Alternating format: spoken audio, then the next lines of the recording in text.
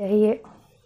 तो मेरी प्यारी माताएं बहनें, आइए हम सब मिलके तीज का कथा सुनते हैं। सूत जी बोले, जिन श्री पार्वती जी के घुंघराले केस कल्प वृक्ष के फूले से ढके हुए हैं और सुंदर एवं नए वस्त्रों को धारण करने वाली हैं तथा कपालों की माला से जिसका मस्तक शोभामयान है और दिगंबर रूपधारी शंकर भगवान हैं, उनको नमस्कार हो। कैलाश पर्वत की सुंदर विशाल चोटी पर विराजमान भगवान शंकर से गौरी ने पूछा, हे प्रभु, आप मुझे गुप्त से गुप्त किसी व्रत की कथा सुनाइए। हे स्वामी, यदि आप मुझ पर प्रसन्न हैं तो ऐसा व्रत बताने की कृपा करें जो सभी धर्मों का सार हो और जिसके करने से थोड़ा परिश्रम हो पर फल की विशेष प्राप्त हो जाए। यह भी बताने की कृपा करें कि मैं आपकी पत्नी किस व्रत के प्रभाव से हुई हूँ। हे जगत स्वामी, यदि मध्य अंत से रहित है तो आप मेरे पति किस दान अथवा पुण्य के प्रभाव से हुए। शंकर जी बोले, हे देवी सुनो, मैं तुमसे वह उत्तम व्रत कहता हूँ जो परम गोपनीय एवं मेरा सर्वस्व है। यह व्रत जैसे कि ताराओं में चंद्रमा, ग्रहों में सूर्य, वर्णों में ब्राह्मण, सभी देवताओं में विष्णु, नदियों में जैसे गंगा, पुराणों में महाभारत, वेदों में सामदेव, इंद्रियों में मन जैसे श्रेष्ठ समझे जाते हैं, वैसे ही पुराण एवं वेदों का सर्वस्व इस व्रत को शास्त्रों ने कहा है, उससे एकाग्र मन से श्रवण करें। इसी व्रत के प्रभाव से ही तुमने मेरा अर्धासन यानी अर्धांगिनी बनी हो, प्राप्त की हो। तुम मेरी परम प्रिया हो, इसी कारण वह सारा व्रत मैं तुम्हें सुनाता हूँ। भादों का महीना हो, शुक्ल पक्ष की तृतीया तिथि हो, हस्त नक्षत्र हो, उसी दिन इस व्रत के अनुष्ठान से मनुष्य के सभी पाप भस्मीभूत हो जाते हैं। हे देवी सुनो, जिस महान व्रत को सुनने से हिमालय पर्वत पर धारण किया था वह सबका सब पूरा वृत्तांत मुझसे श्रवण करो। श्री पार्वती जी बोली, भगवान, वह सर्वोत्तम व्रत मैंने किस प्रकार किया था, यह सब हे महेश्वर मैं आपसे सुनना चाहती हूँ। शिव जी बोले, हिमालय नामक एक महान पर्वत है, नाना प्रकार की भूमि तथा वृक्षों से वह शोभामान है। अनेकों प्रकार के पंछी वहाँ अपनी मधुर बोलियों से उस शोभायमान कर रहे हैं एवं चित्र विचित्र मृगादिक पशु वहाँ विचरते हैं। देवता, गंधर्व, सिद्ध, चरण एवं गुहाक प्रसन्न होकर वहाँ घूमते रहते हैं, वहाँ पे घूमते रहते हैं। गंधर्व गायन करने में मग्न रहते हैं। सिद्ध, चरण एवं गुहाक प्रसन्न होकर वहाँ घूमते रहते हैं। गंधर्व जन गायन करने में मग्न रहते हैं। नाना प्रकार की बैंडुओं, मनियाँ, सोने से ऊंची चोटियाँ सभी भुजाओं से आकाश पर लिखता हुआ दिखाई देता है। उसका आकाश से स्पर्श इस प्रकार से है जैसे कोई अपने मित्र के मंदिर को छू रहा हो। वह बर्फ से ढका रहता है। गंगा नदी की ध्वनि से वहाँ सदा शब्दयमान रहता है। हे पार्वती, तुमने वही पर बाल अवस्था में 12 वर्ष पर्यंत कठोर तप किया, अधोमुख होकर केवल धूम्रपान किया, फिर 64 वर्ष पर्यंत पके पके पत्ते खाए, माघ महीने के जल में खड़ी हो तप किया और वैशाख में अग्नि का सेवन किया, सावन में अन्न पान का त्याग कर दिया, एकदम 12 महीने में जाकर तप किया, बाहर जाकर मैदान में तप किया। तुम्हारे पिताजी तुम्हें इस प्रकार के कष्टों से देखकर घोर चिंता से व्याकुल हो गए। उन्होंने विचार किया कि यह कन्या किसको दी जाए। उस समय ब्रह्मा जी के पुत्र परम धर्मात्मा श्रेष्ठ मुनि श्री नारद जी तुम्हें देखने के लिए वहां आ गए। उन्हें अर्ध आसन देकर हिमाचल ने उनसे कहा, हे मुनि श्रेष्ठ, आपका आना शुभ हो। बड़े भाग्य से ही आप जैसे ऋषि का आगमन होता है। कहिए आपका शुभागमन किस कारण से हुआ। श्री नारद बोली, हे पर्वतराज सुनिए, मुझे स्वयं विष्णु भगवान ने आपके पास भेजा है। आपकी यह कन्या रत्न है। किसी योग्य व्यक्ति को समर्पण करना ही उत्तम है। संसार में ब्रह्मा, इंद्र, शंकर इत्यादि देवताओं में वासुदेव श्रेष्ठ माने जाते हैं। उन्हीं अपनी कन्या देना उत्तम होगा। मेरी तो यही सहमति है।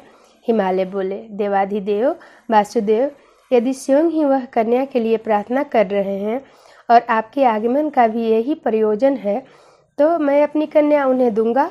यह सुनकर नारद जी वहाँ से अंतर्ध्यान होकर शंख चक्र गदा पद्मधारी श्री विष्णु जी के पास पहुँचे। नारद जी बोले, हे देव, आपका विवाह निश्चित हो गया।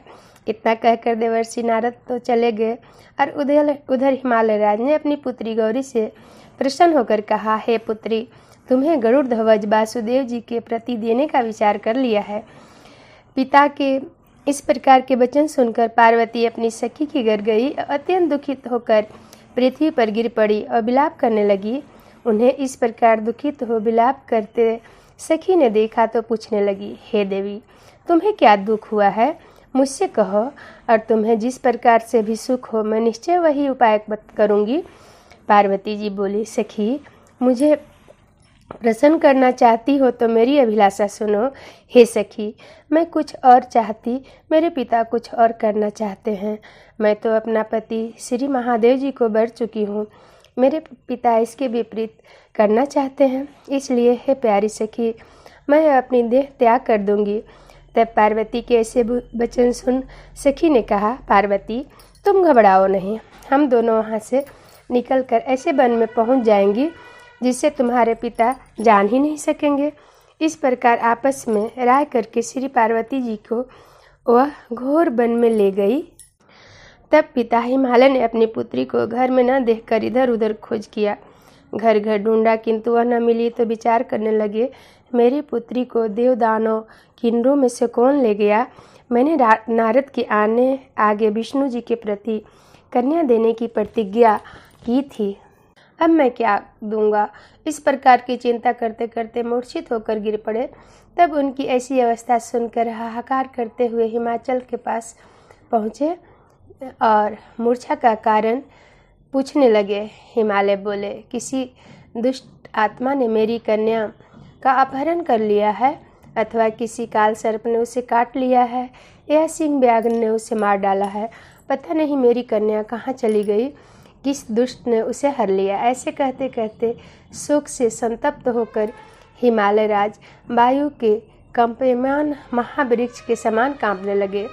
तुम्हारे पिता ने सिंह, व्याघ्र, भालुक आदि सिंहक पशुओं से भरे हुए एक वन में दूसरे वन में जाकर तुम्हें ढूंढने का बहुत प्रयत्न किया। उधर अपनी सखियों के साथ एक घोर वन में तुम भी जा पहुंची। वहाँ एक सुंदर नदी बह रही थी और उसके तट पर बड़ी गुफा थी जिसे तुमने देखा। तब अपनी सखियों के साथ तुमने उस गुफा में प्रवेश किया। खाना पीना त्याग करके वहाँ तुमने मेरी पार्वती युक्त बालू का लिंग स्थापित किया। उस दिन भादो मास की तृतीया थी, मैं हस्त नक्षत्र था। मेरी अर्चना तुमने बड़े प्रेम से प्रारंभ की। बाजोता गीतों के साथ रात को जागरण भी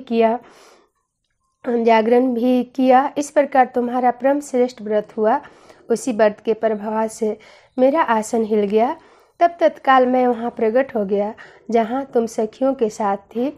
मैंने दर्शन देकर कहा, हे वरानने, वर मांगो। तब तुम बोली, हे देवी, हे देव, हे महेश्वर, यदि आप प्रसन्न हो तो मेरे स्वामी बनिए। तब मैंने तथा वस्तु कह फिर वहाँ से अंतर्ध्यान हो कैलाश पर आ गया तो मेरे स्वामी बनिए। तब मैं तथा वस्तु कह फिर वहाँ से अंतर्ध्यान होकर कैलाश पर पहुँचा। उधर जब प्रातःकाल हुआ तब तुमने मेरी लिंग मूर्ति का नदी में विसर्जन किया। अपनी सखियों के साथ वन में प्राप्त कंदमूल फल आदि से तुमने पारण किया। हे सुंदरी, उसी स्थान पर सखियों के साथ तुम सो गई। हिमालय राज तुम्हारे पिता भी उस घोर वन में आ पहुँचे। अपना खाना पीना त्याग कर वन में चारों ओर तुम्हें ढूंढने लगे। नदी के किनारे दो कन्याओं को सोता हुआ उन्होंने देख लिया और पहचान लिया। फिर तो तुम्हें उठाकर गोदी में लेकर तुमसे कहने लगे, हे पुत्री, सिंह, व्याघ्र आदि पशुओं से पूर्ण इस घोर वन में क्यों आई हो? तब श्री पार्वती जी बोली, पिताजी सुनिए, आप मुझे विष्णु को देना चाहते हैं। आपकी यह बात मुझे अच्छी न लगी, इससे मैं वन में चली आई। यदि आप मेरा विवाह शंकर के साथ करें तो मैं घर चलूँगी, नहीं तो यहीं रहने का मैंने निश्चय कर लिया है। तब तुम्हारे पिता ने कहा है कि एवं वस्तु मैं शंकर के साथ ही तुम्हारा विवाह करूँगा। उसके ऐसे कहने पर ही तब तुम घर में आई। तुम्हारे पिताजी ने तब विवाह विधि से तुमको मुझे समर्पित कर दिया। हे पार्वती जी, उसी व्रत के प्रभाव से जिसने तुम्हें सौभाग्य की वृद्धि हो गई, अभी तक किसी के सम्मुख मैंने इस व्रतराज का वर्णन नहीं किया। हे देवी, इस व्रतराज का नाम भी अब श्रवण कीजिए, क्योंकि तुम अपनी सखियों के साथ ही इस व्रत के प्रभाव से हरि गई। इस कारण इस व्रत का नाम हरितालिका हुआ। पार्वती जी बोली, हे प्रभु, आपने इसका नाम तो कहा, कृपा करके इसकी विधि भी कहिए। इसके करने से कौन सा फल मिलता है और कौन सा पुण्य लाभ होता है और किस प्रकार से कौन इस व्रत के करे। ईश्वर बोले, हे देवी सुनो, यह व्रत सौभाग्यवर्धक है।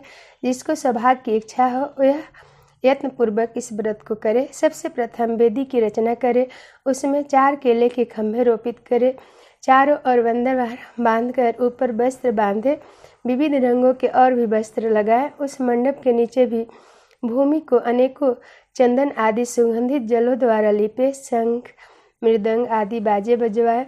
वह मंडप मेरा मंदिर है, इसलिए नाना प्रकार के मंगल गीत वहाँ होनी चाहिए। वहाँ शुद्ध रेती से मेरा लिंग श्री पार्वती के साथ ही वहाँ स्थापित करे। बहुत से पुष्पों के द्वारा गंध धूप आदि से मेरा पूजन करे। फिर नाना प्रकार के मिष्ठान आदि नैवेद्य समर्पित कर और रात को जागरण करे। नारियल, सुपारी, मुख, सीमिया, नींबू, बकुल, बीजपुर, नारंगी एवं और भी श्री ऋतु अनुसार बहुत से फल, उस ऋतु में होने वाले नाना प्रकार के कंदमूल, सुगंधित धूप, दीप आदि सब लेकर इस मंत्र द्वारा पूजन करके चढ़ावे। मंत्र यह है, शिव शांत पंचमुखी सूली नंदी मृडंगी महाकाल गणों से युक्त शंभु, आपको नमस्कार है। शिवा शिवप्रिया प्रकृति सृष्टि हेतु श्री पार्वती सर्वमंगल रूपा शिव रूपा जगत रूपा, आपको नमस्कार है। हे शिवे नित्य कल्याण कारणी जगदम्बे शिव स्वरूपे, आपको बारंबार नमस्कार है। आप ब्रह्मचारिणी हो, जगत की धात्री सिंहवानी हो, आपको नमस्कार है। संसार के भय संताप से मेरी रक्षा कीजिए। हे महेश्वरी पार्वती जी, जिस कामना के लिए आपकी पूजा की है हमारी वह कामना पूर्ण करे, राज सौभाग्य एवं संपत्ति प्रदान करे। शंकर जी बोले, हे देवी, इन मंत्रों से तथा प्रार्थनाओं द्वारा मेरे साथ तुम्हारी पूजा करे और विधि पूर्वक कथा श्रवण करे। फिर बहुत सा अन्न दान करें, यथाशक्ति वस्त्र स्वर्ण गाय ब्राह्मणों को दे एवं अन्य ब्राह्मणों को भूयसी दक्षिणा दें। स्त्रियों को भूषण आदि प्रदान करे। हे देवी, जो स्त्री अपने पति के साथ भक्ति युक्त चित्त से सर्वश्रेष्ठ व्रत को सुनती तथा करती है, उसके सभी पाप नष्ट हो जाते हैं। 7 जन्मों तक उसे राज की प्राप्ति होती है, सौभाग्य की वृद्धि होती है। और जो नारी भादों के शुक्ल पक्ष की तृतीया के दिन व्रत नहीं धारण करती या हार कर लेती है, वह 7 जन्मों तक बंध्या रहती है एवं जन जन में विधवा होती रहती है। दरिद्रता पाकर अनेकों कष्ट उठाती है और उसे पुत्र शोक छोड़ता ही नहीं है। और जो उपवास नहीं करती वह घोर नरक में पड़ती है। अन्न के आहार करने से उसे शुक्री का जन्म मिलता है और फल खाने से बांदी होती है। जल पीने से जोक होती है, दुग्ध पीने से सर्पनी होती है, मांसाहार से व्याघ्नी होती है, दही खाने से बिल्ली होती है, मिठाई खा लेने से चींटी होती है, सभी वस्तु खा लेने पर मक्खी होती है, सो जाने पर अजगरी का जन्म पाती है, पति के साथ ठगी करने पर मुर्गी होती है। शिव जी बोले, इसी कारण सभी स्त्रियों को प्रयत्न पूर्वक सदा यह व्रत करते रहना चाहिए। सोने, तांबे एवं बांस से बने हुए अथवा मिट्टी के पात्र में अन्न रखे, फिर फल वस्त्र दक्षिणा आदि यह सब श्रद्धापूर्वक विद्वान श्रेष्ठ ब्राह्मणों को दान करे। उसके अनंतर पारण अर्थात भोजन करे। हे देवी, जो स्त्री इस प्रकार सदा व्रत किया करती है और तुम्हारे समान ही अपने पति के साथ इस पृथ्वी पर अनेकों भोगों को प्राप्त करके सानंद विहार करती है, अंत में शिव का सानिध्य प्राप्त करती है। इस कथा के श्रवण करने से हजारों अश्वमेध एवं 100 वाजपेयी यज्ञ करने का फल प्राप्त होता है। श्री शिव जी बोले, हे देवी, इस प्रकार मैंने आपको इस सर्वश्रेष्ठ व्रत का महात्म सुनाया, जिसके अनुष्ठान मात्र से करोड़ों यज्ञ का पुण्य फल प्राप्त होता है। इति श्री बोलिए भोले बाबा की जय और माता पार्वती की जय। कथा तो पूरी हो गई, अब आइए आरती कर लेते हैं। ओम जय शिव ओंकारा, भज शिव ओंकारा, ब्रह्मा विष्णु सदा शिव, हरिधाग्नि धारा। ओम जय शिव ओंकारा, एकानन चतुरानन पंचानन राजे, हंसासन गरुड़ासन वृषवाहन साजे। ओम जय शिव ओंकारा, 2 भुज 4 चतुर्भुज 10 भुज अति सोहे, त्रिगुण रूप निरखते त्रिभुवन जन मोहे। ओम जय शिव ओंकारा, अक्षमाला वर्णमाला मुंडमाला धारी, चंदन मृग मद सोहे भाले शशिधारी। ओम जय शिव ओंकारा, सवितांबर पीतांबर बागंबर अंगे, सनकादिक ब्रह्मादिक भूतादिक संगे। ओम जय शिव ओंकारा, कर के मध्य कमंडल चक्र त्रिशूलधारी, सुखकारी दुखहारी जग पालनकारी। ओम जय शिव ओंकारा, ब्रह्मा विष्णु सदा शिव जानत अविवेका, प्रणवाक्षर में शोभित ये तीनों एका। ओम जय शिव ओंकारा, त्रिगुण स्वामी जी की आरती जो कोई नर गावे, कहत शिवानंद स्वामी भजत हरि हरि स्वामी, मन वांछित फल पावे। ओम जय शिव ओंकारा, भज शिव ओंकारा। बोलिए भोले बाबा की जय और माता पार्वती की जय। इस कथा को आप सब जरूर सुनिए और अपने परिवारजनों में शेयर कीजिएगा कि वो लोग भी कथा सुन लें। अब विधि पूर्वक अपना व्रत को श्रद्धापूर्वक श्रद्धा भक्ति से करें। अब भोले बाबा और माता जी को प्रणाम करें। बोलिए भोले बाबा की जय और माता पार्वती की जय।